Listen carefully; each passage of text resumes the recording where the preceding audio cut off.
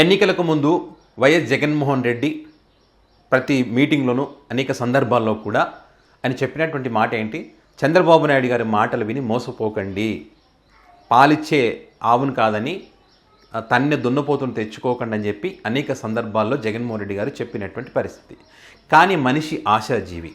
జగన్మోహన్ రెడ్డి పోయి చంద్రబాబు నాయుడు పవన్ కళ్యాణ్ గారు కలిసి పోటీ చేసే వీళ్ళ కూటమి వస్తే జగన్మోహన్ రెడ్డి కన్నా ఎక్కువ ఇస్తారు కదా అని చెప్పి ఆశపడి కూటమికి ఓట్లు వేశారు. సో తప్పేం లేదు, ఖచ్చితంగా వాళ్ళ హామీలు ఇస్తామని చెప్పి ప్రామిస్ చేస్తారు కాబట్టి ఆ హామీలు కనుక ఇచ్చి ఉంటే ఈ ప్రజలు మంచి ప్రభుత్వాన్ని ఎన్నుకున్నారని మనం అనుకోవచ్చు. కానీ వాళ్ళ అధికారంలోకి వచ్చిన తర్వాత ప్రతి ఒక్కరికి తెలుసు సూపర్ 6కి సంబంధించి ఏం మాట్లాడుతూ ఉన్నారో అది అమలయ్యేటువంటి అవకాశం ఉందా లేదనేటువంటి చాలామందికి చాలా క్లియర్గా తెలుసు. కానీ రెండే రెండు అంశాలు ఇక్కడ చాలా ముఖ్యమైనటువంటి రెండు కళ్ళ లాంటివి, విద్య వైద్యం. కానీ రెండింటికి సంబంధించి ఏం జరుగుతుంది ఆంధ్రప్రదేశ్లో? వాట్సాప్ గవర్నెన్స్ అని చెప్తే ఆ వాట్సాప్లో 10th క్లాస్ పేపర్ లీక్ అయినటువంటి పరిస్థితి. విద్యార్థుల పరిస్థితి దారుణంగా ఉంది. వీళ్ళు ఎందుకంటే తల్లికి వందనం పథకం ఇస్తామని చెప్పి 1 సంవత్సర కాలం అయిపోయింది, మరి మే నెలలో ఇస్తామంటున్నారు. ఇస్తే చాలా సంతోషం.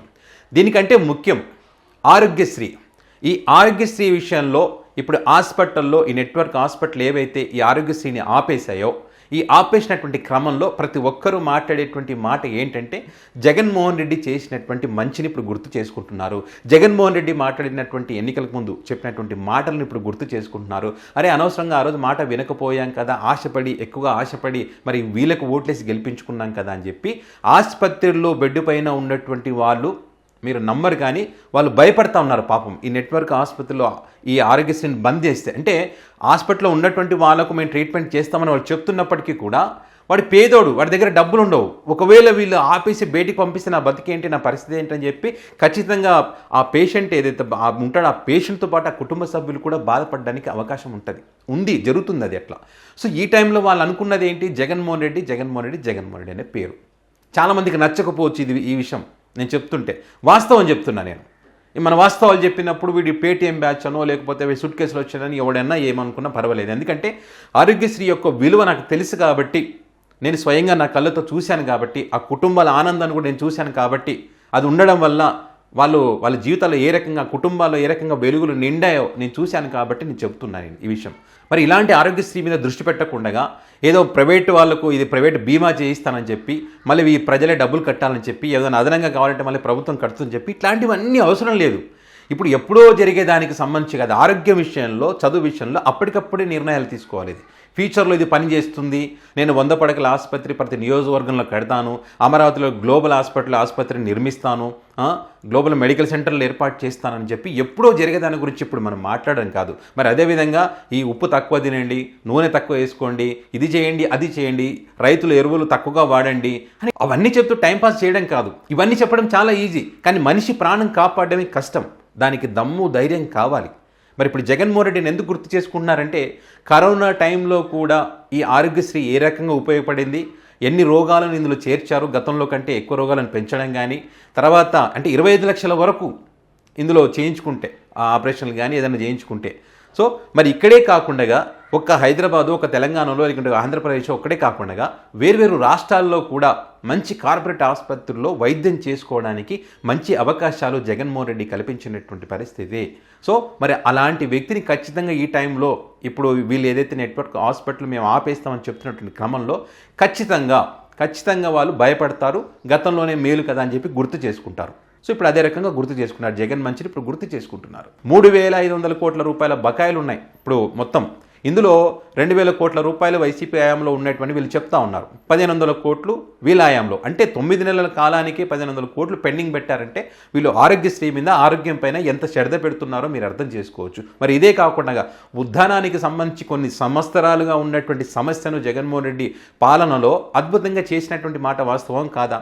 మరి ఆ ఉద్దానంలో ఈరోజు డయాలసిస్ బెడ్లు పడుకోవడానికి లేక 170 మందికి పైగా చనిపోయారనేటువంటి రిపోర్టు మనం చూస్తూ ఉన్నాం కదా. మరి ఆరోగ్యం పైన ఎక్కడ శ్రద్ధ పెడుతున్నట్టు? ఇప్పుడు ప్రజెంట్ ప్రాణాలతో పోరాటం చేస్తూ ఉన్నాడు, వాడి ప్రాణాన్ని కాపాడాల్సిన బాధ్యత ప్రభుత్వాల పైన ఉంటుంది కదా. మిమ్మల్ని నమ్మి వాళ్ళు ఓట్లు వేస్తారు కాబట్టి, మీరు ఏదో చేస్తారని నమ్మకంతో ఉన్నారు కాబట్టి. సో ఇప్పుడేంటి, తీవ్రమైనటువంటి వ్యతిరేకత వస్తూ ఉంది, ప్రజలు కూడా చీదరించుకునేటువంటి పరిస్థితి వస్తుందని చెప్పి వాళ్ళతో ఒక 500 కోట్లు ఇవి ఉన్నటువంటి 3,500 కోట్లు ఒక 500 కోట్లు వేస్తామని చెప్పి వాళ్ళకి చెప్పడం జరిగింది. మరి ఏదో వైద్య శాఖ మంత్రి ఎవరైతున్నారో ఆయనతో కూడా ఈ 4-5 రోజుల్లో చర్చలు కూడా జరుపుతామని చెప్తా ఉన్నాం. కనీసం సంతోషం ఆ 500 కోట్లనే వేశారు. ఎందుకంటే పాపం బెడ్ల మీద ఉన్నటువంటి వాళ్ళు భయపడతా ఉన్నారు. చాలామంది ఆసుపత్రులకు వచ్చి వెనుదిరిగిపోతూ ఉన్నారు. డబ్బులు లేవు పాపం, మళ్ళీ ఆస్తులు అమ్ముకోవాల్సినటువంటి పరిస్థితి. ఇట్లా ఆస్తులు అమ్ముకొని ఆరోగ్యాలు చూపించుకునే పరిస్థితి వస్తుంది. కొంతమంది డబ్బు లేక ప్రాణాలు కోల్పోయే పరిస్థితి వస్తుంది. తద్వారా కుటుంబాలు రోడ్డున పడుతున్నాయని చెప్పి వైఎస్ రాజశేఖర రెడ్డి గారు ఈ పథకాన్ని తీసుకురావడం జరిగింది. అలాంటి అద్భుతమైనటువంటి పథకాన్ని ఏ ప్రభుత్వం వచ్చినా ఎవరు వచ్చినా కూడా దీన్ని అద్భుతంగా అమలు చేయాల్సినటువంటి బాధ్యత అందరిపైన ఉంటుంది. అది ఎందుకంటే ఆ పథకాన్ని అమలు చేస్తుంది వాళ్ళ సొంత డబ్బులతో కాదు కదా, ప్రజల సొమ్ముతోనే అమలు చేస్తూ ఉంటారు. కాబట్టి దాని విషయంలో వెనకడుగు వేయకూడదు, దాని విషయంలో రాజీ పడకూడదు అనేటువంటిది గుర్తుపెట్టుకోవాలి.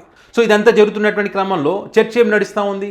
తప్పు చంద్రబాబు నాయుడు గారు చేశారు. హామీ ఇచ్చింది ఆయన, నేను చేస్తాను, అద్భుతాలు చేస్తానని చెప్పి. వచ్చిన తర్వాత హామీ ఇవ్వకుండా ఆయన చేత కాదు, కుదరదు, ఖజానా ఖాళీ ఉందని చెప్తున్నటువంటి క్రమంలో ప్రజలను తిడుతూ ఉన్నారు. అందుకే మీరు నమ్మి మోసపోయారు కదా, మీరే కదా నమ్మారు, మీరే కదా ఆశ పెట్టుకున్నారు. సో చంద్రబాబు నాయుడు గారిది ఏం తప్పు? ఆయన గతంలో 2014లో అదే రకంగా రుణమాఫీ అన్నారు, అప్పుడు కూడా మీరు నమ్మారు, కానీ అమలు చేయలేదు. మళ్ళీ ఇప్పుడు కూడా అదే రకంగా ఆయన చేస్తారంటే మళ్ళీ నమ్మారు. తప్పు చంద్రబాబు నాయుడు గారు కాదు, ఈ కూటమి పార్టీ నాయకులది కాదు, తప్పు మీదే అనుభవించండి అని చెప్పి ప్రజలను తిడుతూ ఉన్నారు. అంటే ఇక్కడ అందరినీ తప్పు పట్టడానికి లేదండి.